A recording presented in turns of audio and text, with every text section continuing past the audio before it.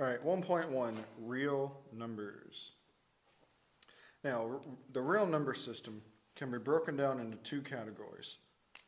You have your rational numbers and you have your irrational numbers.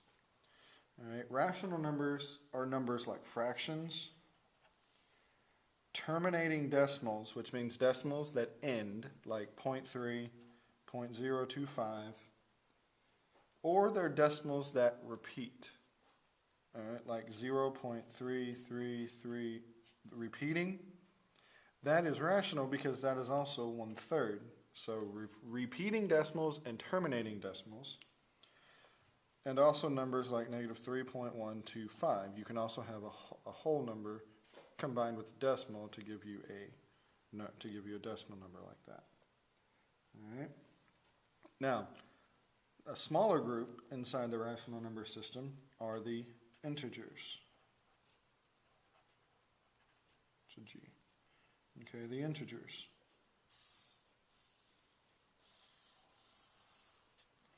Integers are numbers like -3, -2, -1, 0, 1, 2, 3, and so forth in both directions. If you notice, there's no decimals, there's no fractions. All right, that's integers. Now, integers can be broken down as well into what's called whole numbers.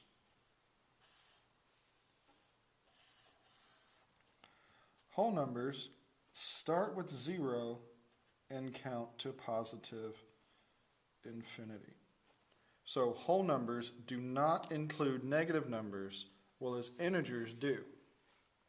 So you can kind of think about it, integers are whole numbers that also include the negatives, because whole numbers do not include negatives.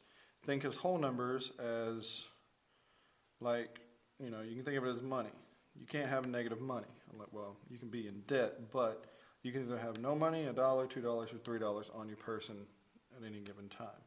So integers, negative numbers, and positive numbers. Whole numbers are just numbers greater than or equal to 0. And then that can be broken down one step further into what's called natural numbers. Natural numbers are what's sometimes referred to as the counting numbers, meaning it starts with 1 and goes to positive infinity. So the only difference between the whole numbers and the natural numbers is whole numbers include 0, natural numbers don't. Remember, whole numbers, they're only positive. Integers include positive and negative. And then rational numbers are things like fractions, terminating decimals, repeating decimals, or mixed numbers with, like -3.125. All right? Now, irrational numbers. Irrational numbers are numbers that have decimals that don't terminate, such as pi. It's 3.14159, yada, yada, yada. It never stops. It never repeats. Same thing with like square root of, it's supposed to be square root of 2, but square root of 3 works too. They never stop. They never repeat. They are irrational numbers. All right? There's no order to them. They're irrational. They can never think clearly. Now, all real numbers can be plotted on what's called a number line. So, plotting real numbers. Here's our number line. Say we had the number 3. All right, 0, 1, 2, 3. Boom. Plot number 3. All right, say we had 2.5. Well, right there, 2.5. I'm not going to spend a lot of time on that, okay? But every real number can be plotted on a number line. It may not hit a tick mark, because it may not be a whole number, it could be a decimal, but decimals, fractions, they can all be plotted. Even irrational numbers can be plotted on a number line, okay? Now, ordering numbers. Say we had these two numbers here. We had 2.5 and 1. Well, numbers to the right are greater, and numbers to the left are less.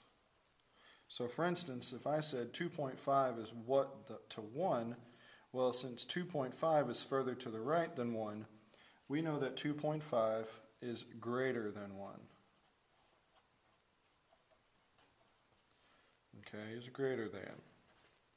What about if I asked what is 1 in comparison to 2.5? Since 1 is to the left of 2.5 on the number line, it is less than. Okay?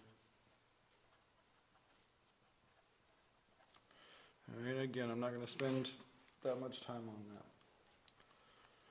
All right, last topic for the video is finding absolute value.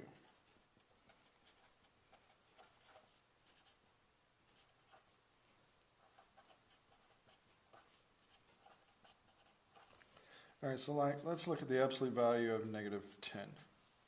What is that? Well, if we look at the number line, here's 0, here's negative 10. What is the distance from 0 of negative 10? Well, if you count it out, 1, 2, 3, 4, 5, 6, 7, 8, 9, 10, it is 10 units from 0, so therefore the absolute value of negative 10 is 10.